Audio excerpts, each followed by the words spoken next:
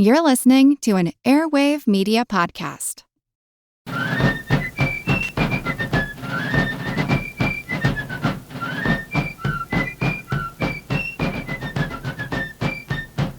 Hello, and thank you for joining the American Revolution. Today, episode 34, Boston Massacre Fallout, and the Townshend Acts Repealed, mostly. So I ended last week with the British regulars having opened fire on a crowd, leaving 5 colonists dead or dying. The small squad of soldiers then hurried back to their barracks to await the consequences. As soon as the threat of continued imminent violence ended, Boston officials moved in to arrest those responsible. By 2 a.m. that night, the sheriff had arrested Captain Preston. He arrested the other soldiers the following morning. On the morning of March 6, 1770, about 3,500 Bostonians met at Faneuil Hall to discuss the next steps. A group of radical leaders, including Samuel Adams and John Hancock, met with Governor Hutchinson to demand the removal of all soldiers from Boston. Hutchinson did not want to remove the soldiers and leave Boston in the hands of mob rule, but at the same time, he didn't want to be the one responsible for keeping the standing army in town. So Hutchinson simply punted, saying that he had no authority to order the troops anywhere. Colonel Dalrymple, the military commander in Boston, offered to remove the entire 29th Regiment to Castle William, the island out in the harbor. On this, Adams pounced, saying that if he had authority to order one regiment out of town, he had the authority to order both of them out. Dalrymple did not want to take sole responsibility for removing all troops from Boston. He demanded that the governor at least provide him with a written request to remove the troops. Eventually, Hutchinson, feeling the pressure, submitted the request. All British troops in Boston moved out to Castle Island. Meanwhile, North American military commander General Gage, who was still in New York, tried to prevent the evacuation, but due to the days it took for communications, the troops had moved before he could rescind the order. Once complete, Gage decided that trying to return troops would only cause more problems. In May, the 29th Regiment, which was the regiment from which the men responsible for the massacre had come, left Boston for a new post in New Jersey. Of course, Captain Preston and the 8 accused soldiers remained behind in a Boston jail awaiting trial. Almost immediately after the shooting, both Loyalists and Patriots began trying to spin events in their favor. Both sides immediately accused the other of an organized conspiracy. Either a Loyalist conspiracy to cow the radicals into submission by killing a few of them, or a Patriot conspiracy to provoke a shooting in order to get rid of the soldiers. Loyalists portrayed the soldiers as defending their lives against an out-of-control mob. Patriots portrayed the soldiers as wantonly shooting down innocent civilians engaged in a simple protest of military occupation. The Patriots also tried to bring the customs officials into it by claiming that several shots came from the windows inside the customs house, though there has never been any good evidence of that. Paul Revere produced a famous engraving published in papers throughout the colonies showing the soldiers mowing down innocent civilians in volley fire. Now, both sides also took depositions. A town committee headed by Samuel Adams, John Hancock, William Molyneux, and Joseph Warren sent witness accounts to former Governor Thomas Pownall, now sitting in Parliament. The Tories' side, however, arrived first in London. Customs Commissioner John Robinson boarded a ship for London on March 11th. He carried with him a series of military depositions and other information blaming the incident on the radicals. In London, someone published the accounts as a pamphlet, and in response the Patriots had their version and depositions published in London in another pamphlet. And I have links to both of these pamphlets online. If you visit amrevpodcast.blogspot.com, you'll be able to read the original documents. The Patriots made the most of the funeral of the 4 dead. A 5th would die a few days later. Estimates of the parade of mourners were about 10,000 to 12,000. Not bad for a town with a population of about 16,000. Samuel Adams and others spoke of the martyred victims and the ongoing struggle against British tyranny. The anniversary of the massacre would continue as a public event with similar speeches until the outbreak of war. In addition to indicting Captain Preston and the 8 soldiers present at the massacre, a grand jury indicted 4 civilians in the customs house, accusing them of firing from the windows. Shortly after the indictments, the prosecutor, the colony's attorney general, simply left town. Apparently he had Tory leanings and had little desire to prosecute the case against the soldiers. This began a series of delaying action where judges also began leaving town or having illnesses or injuries that delayed trial. As spring turned into summer and then fall, radicals grew frustrated at the delays. Many of the witnesses were sailors who could not remain in port for months at a time, waiting for a trial that seemed to take forever to get underway. Samuel Quincy, the Solicitor General for the colony, became the new prosecutor. Despite the fact that most of the Quincy family supported the patriot cause, Samuel was a loyalist who supported the government. Now, given his limited experience as a criminal prosecutor, Quincy brought in Robert Treat Payne as senior counsel for the prosecution. Payne had a better reputation as a patriot and would ensure a zealous prosecution. Payne would also go on to play a more significant role in the patriot cause during the war. Finally, on September 7th, Preston and his men were arraigned, entering pleas of not guilty. Then came another delay. On the day following the arraignments, the court suddenly and without explanation adjourned until the end of October. Both sides opposed this. The radicals had been fighting delays for months. Hutchinson and the Loyalists believed that tempers had cooled as much as they were going to and wanted time to send a pardon request after the trial before the winter weather stopped all shipping traffic to London. Robert Auchmuty served as senior counsel for the defendants. Auchmuty served as a judge on the Vice Admiralty Court. He knew, though, that any chance of winning required some attorneys who had some credibility with the people of Boston. He reached out to John Adams and Josiah Quincy, Samuel's brother, to represent the accused soldiers. Now, some may find it surprising that 2 ardent patriots would defend the alleged murderers of their fellow Boston patriots. Years later, Adams would say simply that he wanted them to have a fair trial, and that politics should not enter into that. Quincy, however, admitted speaking with key patriot leaders, including Hancock, Molyneux, and Warren, before taking the clients. Clearly, neither of them were defying the patriot leadership in defending the soldiers. I've mentioned John Adams a few times now, and clearly he goes on to bigger things in the Revolution. But just briefly to give some background on him, John Adams was the second cousin of Samuel Adams. The 2 men got along well, but were not particularly close growing up. They did not have a strong familial bond. John lived outside of Boston in a town called Braintree. As a lawyer, he found himself in Boston on a regular basis. He associated and clearly seemed to align himself with the radicals, but he did not attend most of the political rallies or events of the time. He had, of course, represented clients in some of the high-profile trials, including his defense of Michael Corbett for murder of the press gang officer 2 years earlier.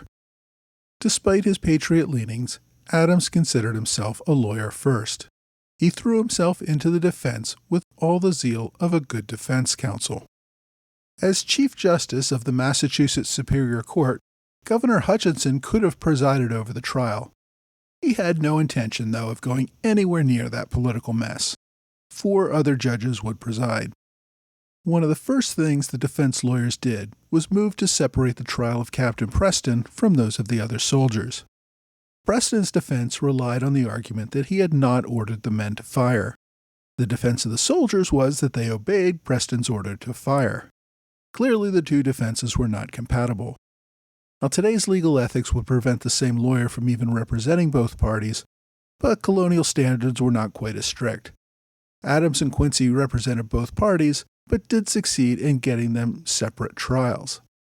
At Preston's trial, the defense challenged the wording of the indictments, overruled, and the selection of the jury. They effectively used jury selection to impanel a jury that had at least some very pro-soldier jurors, ensuring a unanimous conviction was virtually impossible from the beginning. Trials in this area rarely lasted more than a day. This trial became a rare exception, mostly because of the number of witnesses, and there was no system for sequestering juries. The prosecution presented 15 witnesses over 2 days, and they gave conflicting testimony about whether Preston ordered the men to fire. Some were sure of it, others not so much. Others admitted they heard people in the crowd shouting fire. Many witnesses indicated that Preston was standing in front of the soldiers, which is not where you want to be when ordering your men to fire. The defense produced even more witnesses, including one who had been standing next to Preston during the events in question. He testified that he had never heard Preston order the soldiers to fire and saw Preston try to stop the firing by hitting the barrels of his soldiers' muskets. Preston himself could not testify according to the criminal rules of evidence at the time. Finally, closing arguments finished around 5 p.m. on October 29th. The jury reached a verdict several hours later, but the court did not reconvene until 8 a.m. the next day to hear the verdict, not guilty. Once released, Preston quickly fled to Castle Island to avoid any potential lynching or other mob violence. Soon thereafter, he resigned his commission and settled in Ireland. Now, Robert Auchmuty declined to participate in the second trial of the enlisted men, making John Adams the lead counsel. He and Josiah Quincy brought in Samson Salter Blowers, a young attorney with loyalist leanings, to round out the defense team. Blowers and Quincy were classmates at Harvard and had worked together a few months earlier on the defense of Ebenezer Richardson for the murder of Christopher Sider. Samuel Quincy and Robert Treat Payne continued to handle the prosecution. The case against the soldiers was a little trickier. Typically, a group of men acting in concert are all criminally liable for any crimes committed. However, that is only the case if the group is acting as an illegal conspiracy. The soldiers were not acting illegally when standing on the street as ordered. Therefore, they could only be held accountable for their individual actions.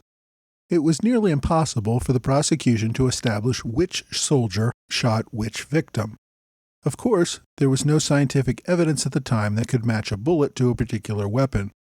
Therefore, the prosecution had to rely on eyewitness testimony that could establish a particular shot killing a particular victim. The other legal question to answer was whether the soldiers fired out of self-defense. In other words, an immediate fear for their lives. In such a case, they would be not guilty. Another possibility was a finding that they fired after being attacked, but not in immediate danger of death. In that case, they would be guilty of manslaughter rather than murder. And finally, if they fired out of malice, they could be found guilty of murder. Now, since the traditional penalty for both murder and manslaughter was death, it might not appear to make much difference, but manslaughter could often result in a lesser sentence. Now, following Captain Preston's acquittal on October 30th, the court adjourned yet again, leaving the soldiers to sit in jail for another month. Finally, on November 20th, the court reconvened with the same four-judge panel who had heard the Preston trial. Again, both sides fought over the jury. In the end, all 12 jurors came from outside Boston. Opening arguments began on November 27th. Like the Preston trial, the large number of witnesses meant that the trial was going to last far longer than one day. Dozens of witnesses took weeks to testify, and the prosecution made every effort to provide witness testimony to specific soldiers firing. The defense made the most out of the confused and often contradictory testimony. It painted the mob as a dangerous threat to the soldiers. Adams called them, quote, a motley rabble of saucy boys, Negroes, mulattoes, Irish teagues, and outlandish Choctaws, end quote. In his closing argument, Adams famously told the jury, quote, facts are stubborn things, and whatever our wishes, our inclinations, or the dictates of our passions, they cannot alter the state of facts and evidence, end quote. Even though the jury might not like the soldiers, it could not ignore the fact that the men were under attack when they fired their weapons. In the end, the jury found two soldiers, Privates Kilroy and Montgomery, guilty of manslaughter rather than murder. In both cases, the jury found compelling eyewitness testimony that both men fired their guns into the crowd, killing victims. The jury found the other 6 soldiers not guilty, with lack of credible proof that they had even fired their guns. The court gave Kilroy and Montgomery the benefit of clergy, a legal term meant to avoid the death penalty. Instead, the court ordered their thumbs branded as punishment. The 6 soldiers found not guilty rejoined their regiment in New Jersey.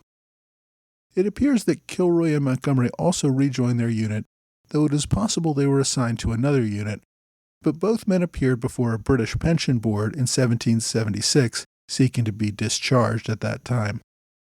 Now, the court impaneled the same jury for the soldiers to sit again in December to hear the charges against the 4 civilians in the customs house. The witnesses in this case proved rather weak and pathetic. The jury did not even leave to deliberate after the close of arguments before delivering a verdict of not guilty. The court then ordered the arrest of one of the prosecution's witnesses, a 14-year-old boy named Charles Bourgate, for perjury. A court later convicted him and sentenced the boy to 25 lashes. Now, even before word of the Boston Massacre reached London, Lord North had begun pushing through Parliament a partial repeal of the Townshend duties. North rejected proposals for a full repeal. He believed that backing down would not solve anything. During the 1769 debates on repeal, North allegedly said, quote, "America must fear you before she can love you. I will never think of repealing it until I see America prostrate at my feet." End quote. Clearly, he fell into the camp that required Parliament establish its dominance over the colonies before they could reach any resolution. So for this reason, North adamantly opposed full repeal. He did, however, agree that the tax on manufactured goods made little sense.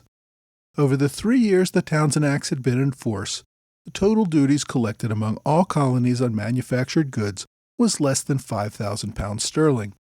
By comparison, the tea taxes had raised over £16,000 sterling.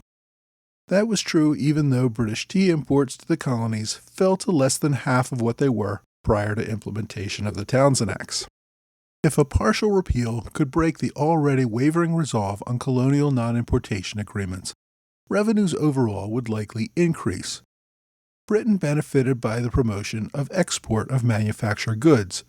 It created jobs in England and produced local revenue that was subject to taxation.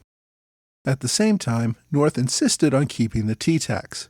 This was the largest revenue producer by far of all the taxes, and it was not on a locally manufactured good. Most importantly, it would force the colonists once and for all to accept that they were subject to taxation. Parliament had to establish that precedent through an actual tax, not some vague declaration of its authority. As with many such proposals, members of Parliament attacked North's proposal on both sides. Radical Whigs like Isaac Barra and Henry Conway still called for full repeal. Thomas Pownall, former governor of Massachusetts and now a member of Parliament, also joined them in calling for full repeal. On the other side, Welber Ellis, a member of the Grenville faction, argued that there should be no repeal of anything. Regardless of any financial issues, any repeal would only show weakness to colonial temper tantrums. During debate, Pownall offered an amendment to North's bill, essentially making it a full repeal. Parliament rejected that amendment 204 to 142. After that vote, North's bill sailed through the House of Commons and Lords with voice votes. The partial repeal became law on April 12, 1770, about the same time word of the Boston Massacre was reaching London. Now, word of North's repeal had its intended effect in America. Non-importation agreements had already faltered.